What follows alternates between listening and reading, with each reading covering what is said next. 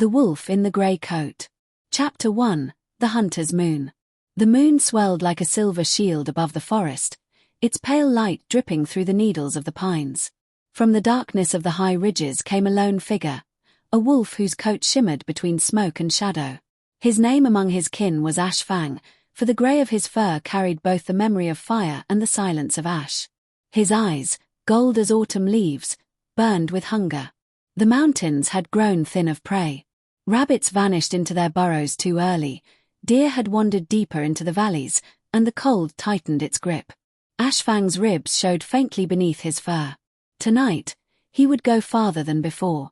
Past the river, past the whispering borders of his pack's warnings, into the valley where strange lights flickered. He padded forward silently, his paws leaving shallow prints in the frosted earth, the moon above watching as though it too questioned his path.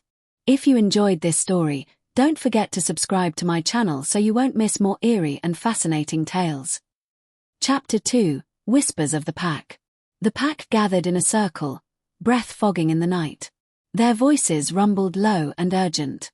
The elder, a scarred wolf with ears torn by old battles, growled, "Beyond the river lies fire and iron. Men do not share. Men do not forgive. Cross, and you will not return." Ashfang listened, but his heart wandered elsewhere. For nights he had dreamt of strange songs, of a voice carried by wind that stirred something older than hunger within him. While his kin spoke of caution, his mind was already on the other side of the river. The world changes, he thought. And perhaps I am meant to change with it. Without answering, he turned from the circle. Behind him, his pack howled warnings, but he did not look back. Chapter 3. The Village at Dusk. The valley opened wide and soft beneath the ridge. Houses of timber and stone clustered close, smoke rising from their chimneys. Lanterns glowed like captured stars, and the sounds of human life drifted upward. The cry of a child, the creak of a wagon, the bark of a dog tied to its post. Ashfang crouched low in the tall grass, his stomach gnawing at him.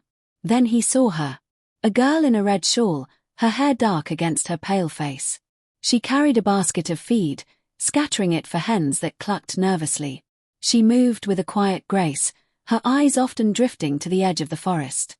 Ashfang froze. Her gaze seemed to pierce the gloom, resting exactly where he lay hidden.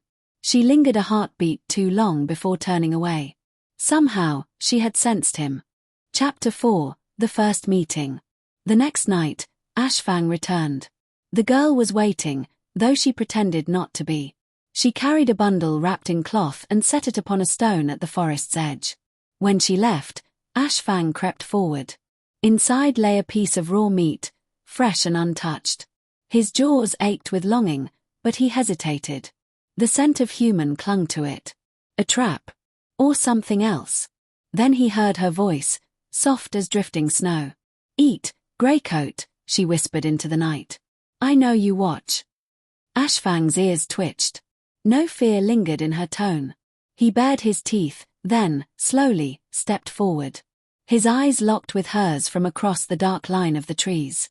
For the first time in his life, Ashfang lowered his head to a human. Chapter 5. Hunter's Oath.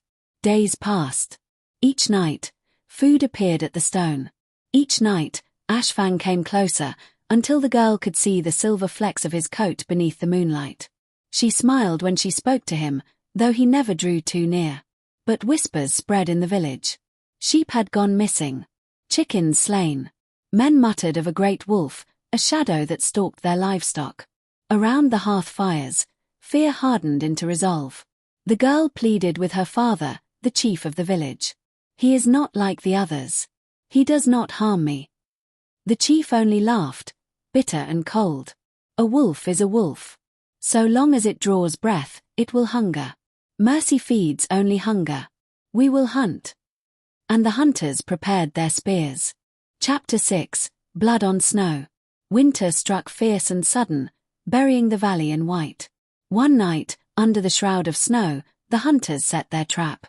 They placed meat upon a trail and waited, hidden in the branches. Ashfang, thin from hunger, approached. But before he could bite, the forest erupted with shouts. Spears glinted. Arrows flew. Ashfang turned to flee, but the snap of iron jaws clamped onto his leg. Pain tore through him. His howl rose sharp and wild, splitting the night. From the ridges, his pack answered, their cries rushing like a storm. Wolves surged down, scattering men in chaos, yet Ashfang could not break free. Blood stained the snow beneath him. The pack dragged him from the trap, half running, half falling into the trees. Behind them, torches flared and voices cursed. Ashfang's vision blurred with pain, but through the haze, he saw one figure in red, running toward him, not away. Chapter 7. Secrets in the Firelight. The girl found him where he lay in a hollow cave, his leg torn and bleeding. Her hands shook, but she pressed cloth to the wound, humming softly as she worked. The song was the same he had heard in dreams. Ashfang's breathing slowed, his golden eyes watching her. "My grandmother told me stories," she whispered. "That once, wolves were guardians. Spirits who walked in fur and sometimes in skin. She said one would return in grey, when the balance of the forest was broken." She looked into his eyes as though searching for truth. "You are him, aren't you?" Ashfang could not answer in words. But he lowered his head into her lap, and for the first time, he rested without fear. Chapter 8. The Betrayal. But secrets do not stay hidden. The girl's father followed her one night, torch in hand. He entered the cave and saw her bent over the wolf. His face twisted with fury and betrayal. "You endanger us all," he spat. Behind him, hunters gathered, weapons ready. "Stand aside. The beast dies tonight." The girl threw herself before Ashfang, arms outstretched. "No, he is more than a beast." The chief's hand trembled on his spear, his face torn between love for his daughter and hatred for the wolf. "Move, child," he said, "or you will join him."